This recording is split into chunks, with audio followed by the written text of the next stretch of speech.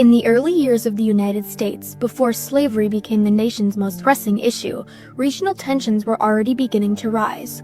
Through key laws, major events, and influential leaders, the country slowly split into competing visions of what America should become.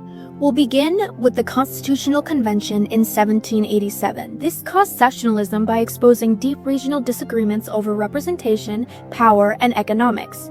This highlighted how differently northern and southern states viewed the nation's future. Next was Alexander Hamilton's financial plan from 1790 to 1791. The South was angered by Hamilton's ideas of a national bank, assumption of state debts, and tariffs. Where Northerners favored strong federal economic control, Southerners and Westerners distrusted it. Jay's Treaty was in 1795. The North favored peace with Britain for trade, but this caused the South to feel betrayed. This once again deepened sectional divisions between the North and South, but now over foreign policy alignment. The Embargo Act was in 1807, passed by Jefferson. This hurt Southern and Western farmers who relied on exporting crops, but benefited Northern manufacturers by producing goods that Americans could no longer import. The War of 1812 was fought between the U.S. and Britain over trade restrictions, impressment of American sailors, and frontier conflicts. While Northerners thrived as factories produced goods for the war effort, the South and West faced economic strain and felt politically and economically overshadowed by the North. The American system from 1815 to the 1820s was an economic plan proposed by Henry Clay to strengthen the nation after the War of 1812. It included protective tariffs, a national bank, and federal funding for roads and canals to improve internal commerce, but this benefited the North far more than it did the South.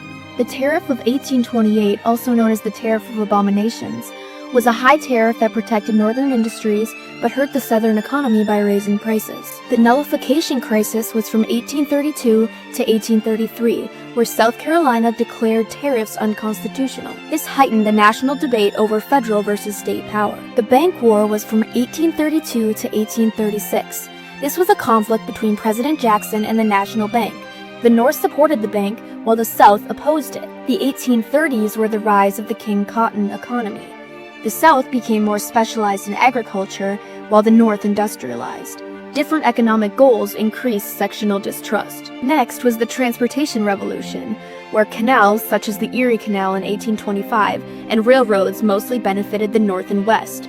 This caused the South to feel isolated and underdeveloped compared to other regions. Next was the annexation of Texas in 1845 and the U.S.-Mexican War from 1846 to 1848. Where the South wanted more land and political power, the North was worried about federal overreach and economic shifts. The Wilmot Proviso debates were in 1846 to 1847. The debates exposed deep regional political differences, not just moral ones. The 1840s showed the difference between industrialization versus agrarianism. Where the North embraced factories, wage labor, and infrastructure, the South doubled down on agriculture. The West clashed with both over land policy, banks, and transportation funding. Finally was the Compromise of 1850, which brought slavery to the center of discussion. California was admitted as a free state, and Utah and New Mexico territories used popular sovereignty.